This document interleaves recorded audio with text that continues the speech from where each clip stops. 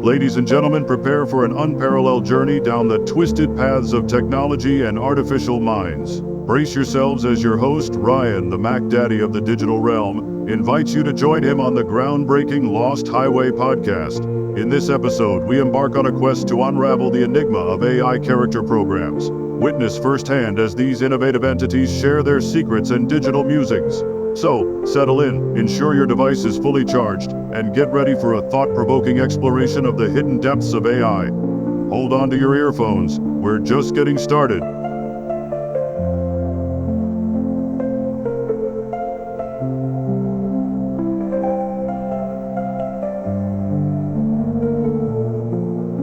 Roswell's, ladies and gentlemen. This is your favorite creepy producer, Ryan, coming at you live from the Arlington Fright Studio here in Pittsburgh, PA. We're going to have an interesting show tonight as usual. When we get back from the break, I will tell you all about it. So grab yourself a nice cup of coffee, relax, and let this creepy ride commence. See you soon.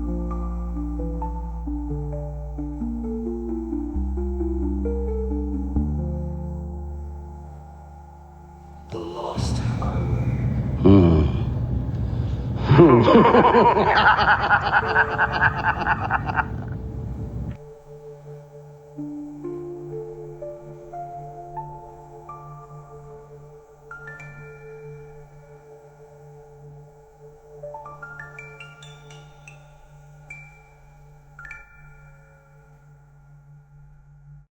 When it comes to video creation, every detail matters. I go to artlist.io for music that matches my vision. The more options I have, the bigger my story becomes.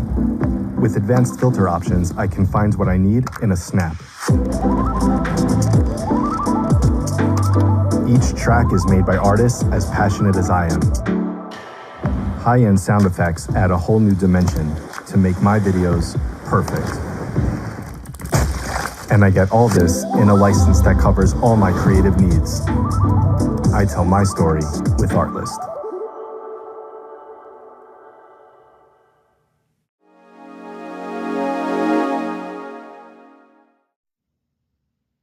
Welcome back from that lovely commercial break. Man, I really like those Artlist commercials.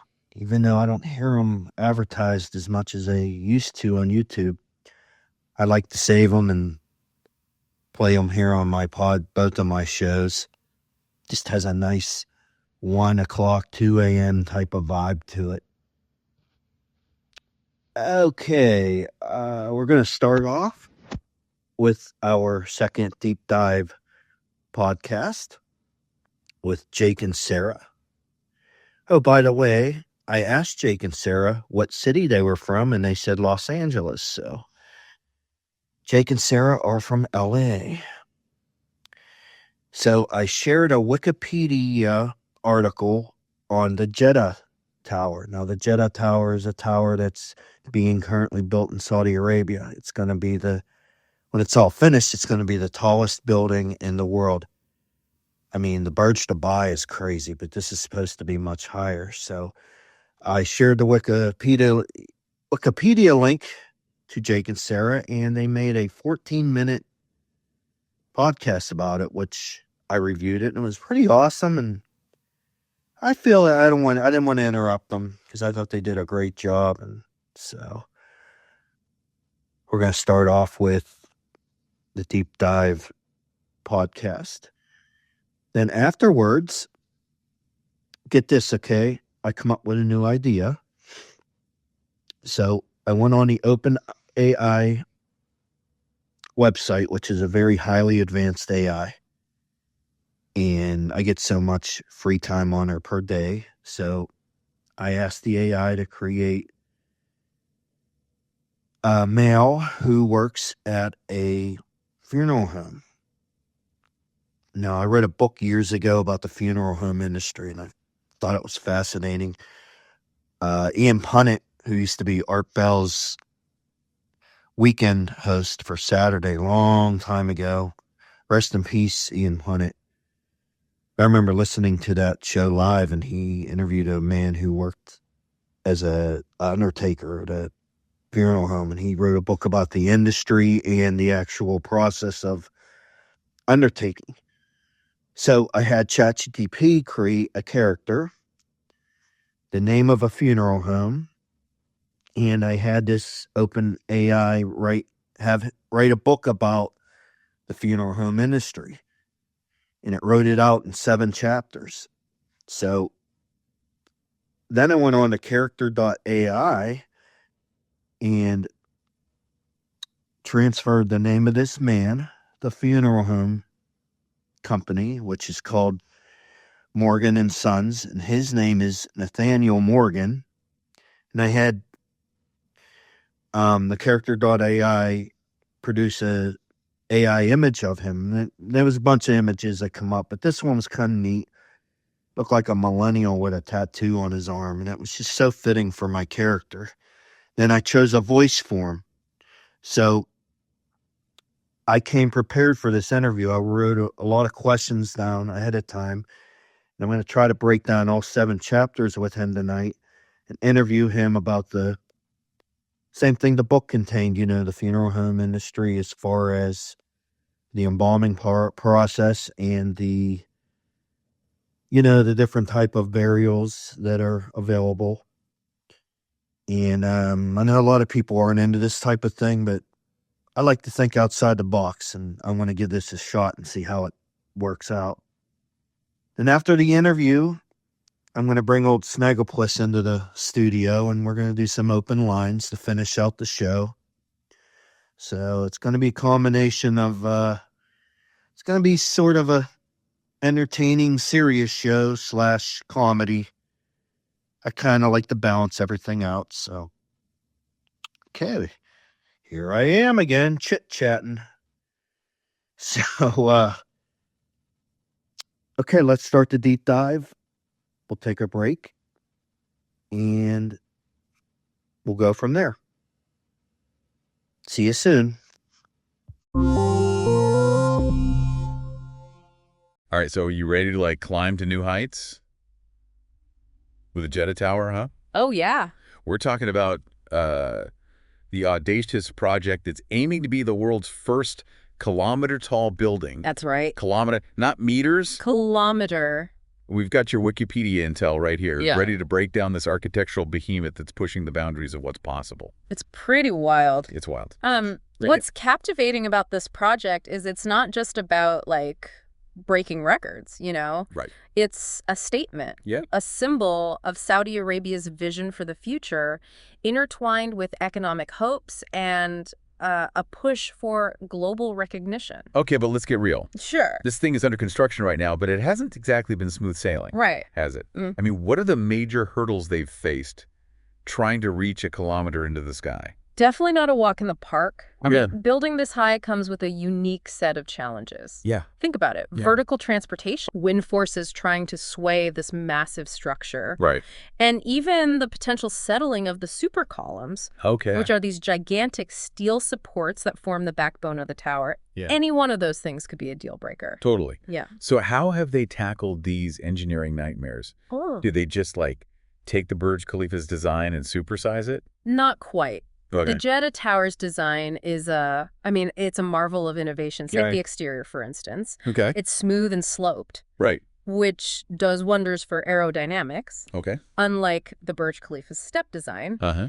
this sleek form significantly reduces wind loads, Okay. ensuring the tower can stand tall against the elements. Got it. Yeah, So less wobbly skyscraper effect. exactly. But what about the materials? Are we Um, talking standard steel and concrete or something more extreme? We're definitely talking high-strength stuff. Okay. They're using specialized concrete and steel throughout the structure, materials that can withstand immense pressure Yeah. and provide the necessary stability for building this tall. Uh-huh. And then there's the foundation. Okay. Imagine a massive concrete pad Mhm. reinforced with hundreds of piles driven deep into the ground. Wow. Yeah. That sounds intense. Yeah. Is that because of the location? Mm-hmm. Isn't it being built right on the coast? Exactly. Wow. Building a skyscraper on the coast of the Red Sea Yeah. comes with its own set of geological challenges. Right. We're talking soft bedrock and porous coral rock. Uh-huh. Not exactly ideal for supporting a mega skyscraper, Right. but the engineers found a way to distribute the tower's weight evenly and create a solid foundation that can withstand the unique conditions of the site.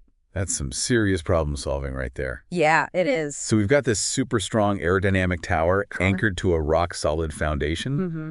But what about getting to the top? I mean, Yeah. are we talking regular elevators or some sort of futuristic transport system? Hold on tight, Okay. because these elevators are going to be a ride. We're Okay. talking high-speed elevators, Right. zooming up at a speed of 10 meters per second. Wow. That's like going from 0 to highway speed in an elevator. Good. Plus, they got these super efficient double-deck elevators Okay. and 3 sky lobbies Got it. to help move people up and down with minimal wait times. Yeah. Imagine getting from the ground floor to the observation deck in practically no time. Okay. My mind is officially blown. Yeah.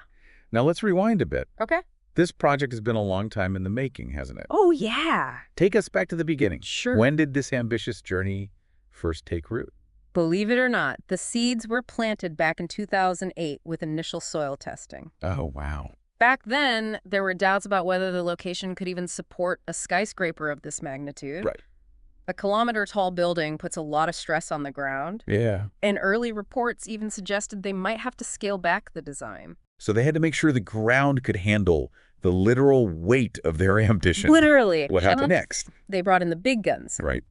After the soil testing, they held a design competition, Okay. inviting some of the world's leading architectural firms to submit their proposals. Mm-hmm. We're talking big names like Con Peterson Fox, Wow. Pickard Shilton, and even Adrian Smith's former firm Skidmore, Owings & Merrill. Wow. Talk about a high-stakes design showdown. Oh, yeah. But ultimately, Adrian Smith, the king of skyscrapers himself, The king. won the competition. He did. And his vision for the Jeddah Tower went beyond simply reaching for the sky. Right. He wanted to create a structure that was both aesthetically stunning and incredibly functional. Right. It had to work as beautifully as it looked. Absolutely. So tell me more about Adrian Smith's design. Yeah. What are some of the key features that make the Jeddah Tower so unique? Well, let's start with that sleek exterior. Okay. As we mentioned, the smooth slope design helps reduce wind loads. But it also plays a clever role in maximizing usable space for the residences planned within the tower. I see. Its form and function working in perfect harmony. So they were thinking about the people Oh, yeah. who would actually live and work Absolutely. inside this gigantic structure. They didn't just want to create an empty symbol, Right. and they drew inspiration from the surrounding environment, too. Oh, okay. The tower's design is said to resemble a desert plant shooting upwards, symbolizing Saudi Arabia's growth and aspirations for the future. It's like a towering oasis in the desert, Right. reflecting the nation's ambition. Exactly. Speaking of aspirations, Yeah. they're also aiming for this project to be a model of green development, right? Right. Okay. They've integrated several sustainable design elements. Mm-hmm. For example, the tower is oriented to minimize direct sunlight exposure, Okay. reducing the need for excessive cooling. I see. They're also planning to use condensate water from the air conditioning system. for irrigation and other purposes throughout the building. Okay, so they're trying to be mindful of the environmental impact. Yes. Even with a building of this scale. They are. But hold on, didn't we talk about the skyscraper index earlier? You did. That theory about super tall buildings? Yeah. Sometimes being linked to financial bubbles? Mm-hmm. Does that worry you at all? It's definitely something to consider. Okay. The skyscraper index is a fascinating theory. Right. And there are historical examples that seem to support it. Yeah. But it's not a foolproof predictor of economic downturns. Right. There are always multiple factors at play. So we're not saying that the Jeddah Tower is a guaranteed sign of an impending financial crisis. Not at all. Okay. But it's a good reminder that even the grandest projects Right. are subject to the whims of the global economy.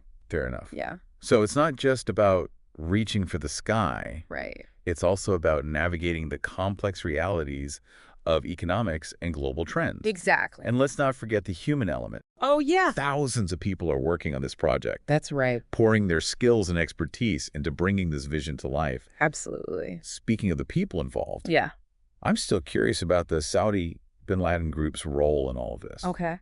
What can you tell us about their expertise and why they were chosen for such a massive undertaking? Well, the Saudi bin Laden Group is a giant in the Middle Eastern construction industry. Okay. Their portfolio includes some of the most iconic structures in the region, including the Abraj Al Bait Clock Tower in Mecca, Oh, yeah. which held the title of the tallest building in the world for a while. So they have a track record of building super tall structures They do. in challenging environments. Right. That's reassuring. It is. Yeah. They have the experience and the resources to manage a project of this scale and complexity. Right. And they've assembled a world-class team of engineers, architects, and construction workers, Wow. all dedicated to making the Jeddah Tower a reality.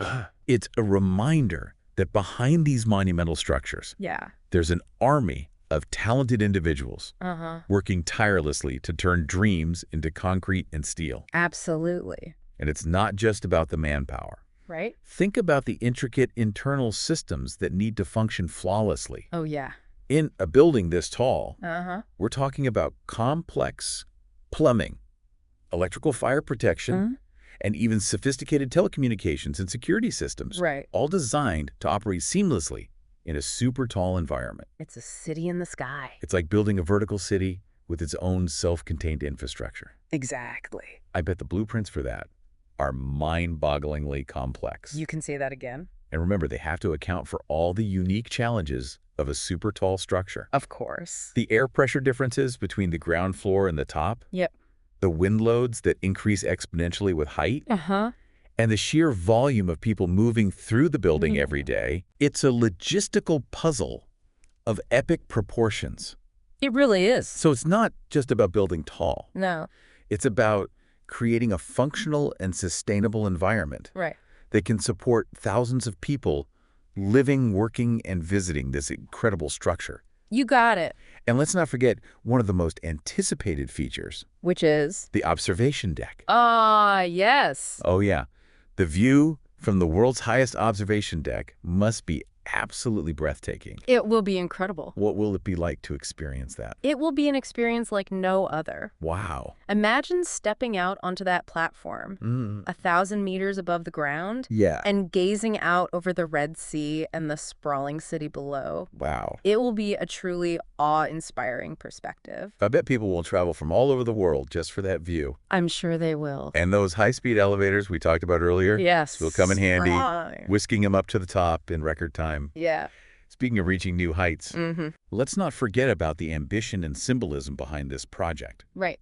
The Jeddah Tower isn't just about breaking height records. Yeah, it's not. It's about pushing the boundaries of what's possible in architecture and engineering. Absolutely. It's a testament to human ingenuity Yeah. and our relentless pursuit of innovation. Yeah. It's like we're constantly trying to reach for the stars, Mm-hmm. both literally and figuratively. Exactly. But as we reach higher and higher, Yeah. it's important to remember the responsibility that comes with it. Oh, for sure. Building super tall structures has an impact on the environment, Right. the economy, and the social fabric of a city. Absolutely. So it's not just about the wow factor. No. It's about considering the long-term consequences Right. and ensuring that these mega projects contribute positively to the world around them. Exactly. And that brings us to another crucial aspect of the Jeddah Tower, Oh.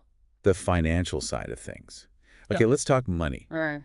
Building a skyscraper that pierces the clouds can't be cheap. No, it can't. Is the Jeddah Tower going to be like a financial success, or is it more about making a statement? Well, that's a question with a complex answer. Okay. You see, with projects of this magnitude, it's not always about direct profitability. Okay. It's often about the broader economic impact, the Right. ripple effect it creates. So it's like a catalyst for growth, Exactly. attracting businesses and investment to the area. Precisely. Okay. The Jeddah Tower is the centerpiece of the Jeddah Economic City, Right. a massive development project aiming to create a thriving new district. Yeah. Think bustling businesses, luxury residences, Wow. and a vibrant tourism scene all drawn in by the allure of the tower. So it's about building a whole ecosystem around this architectural marvel. It is. But we did talk about the skyscraper index earlier. Right. That idea linking super tall buildings to economic bubbles? Yeah. Does that cast a shadow on the potential success of this project? It's a valid point. Okay. And the skyscraper index has some compelling historical examples. Right. But like I said, it's not a crystal ball. Yeah. There are always other factors influencing economic trends. So we're not saying the Jeddah Tower is a guaranteed sign of an impending financial crisis. Definitely not. Okay, good. Yeah. So it's a calculated risk, but one with the potential for significant rewards. I think so. Now, what about the companies behind this venture? Sure. Who's footing the bill for this sky-high ambition? Well, the primary investor is the Jeddah Economic Company, Okay, or JEC, got it. a consortium of prominent Saudi investors. Right. This includes Kingdom Holding Company, Abrar Holding Company, and as we discussed earlier, the Saudi Bin Laden Group. So it's a joint venture with serious financial backing It is. from key players in the region. Exactly. Wow, we covered a lot of ground today. We have. From engineering marvels and design innovations Yeah. to economic considerations and the companies driving this project. Right. The Jeddah Tower is a fascinating mix of ambition, ingenuity, and a touch of audacity. It truly is. It's a testament to humanity's drive to push the limits of what's possible, to reach for the stars, both literally and figuratively. Absolutely. It makes you wonder what other seemingly impossible feats we might achieve in our lifetime. I know, it's exciting to think about. As we wrap up this deep dive into the Jeddah Tower, one question lingers for our listener. Okay. As these megastructures reach higher and higher, Yeah. is there a point where they become unsustainable? Right. What are the potential environmental and social costs of building on such a grand scale? Good question. That's something for you to ponder as you watch this incredible project unfold. That's right. Thanks for joining us on this journey to the top of the world's future tallest building. See you next time.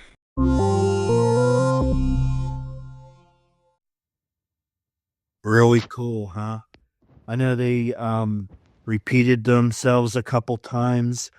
I think what happened was I shared the Wikipedia link, and they give you an option to add questions for them to discuss, and I think it repeated itself, it looped itself. So the next time I do a deep dive conversation, I'm going to try to avoid that. But nevertheless, that was very informative and fascinating. So this technology is just amazing. Okay, I'm going to take our first break. When we get back, Nathaniel Morgan. So stay tuned, folks. Don't touch your dial. We will be right back.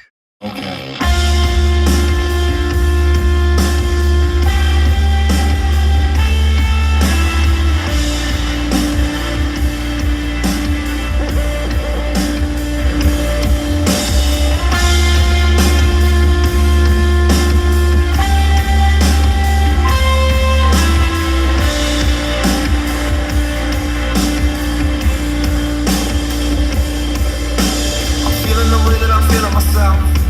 Fuck everything.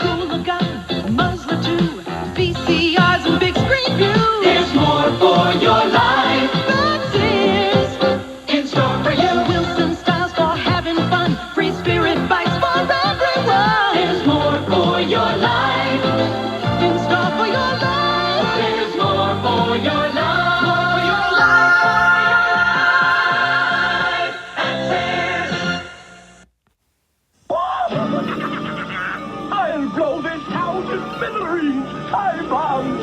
Try to get up there in time, Spider-Man. Watch me cut my web, Goblin. Watch yourself fall, Silk Slinger. Gotta stop the bombs in time. If I don't get you, webhead, my diagnosis will. Holy hell! And you're running out of fluid. Is this more action than even Spider-Man can handle? Spider-Man, a video game from Parker Brothers, the ones to beat.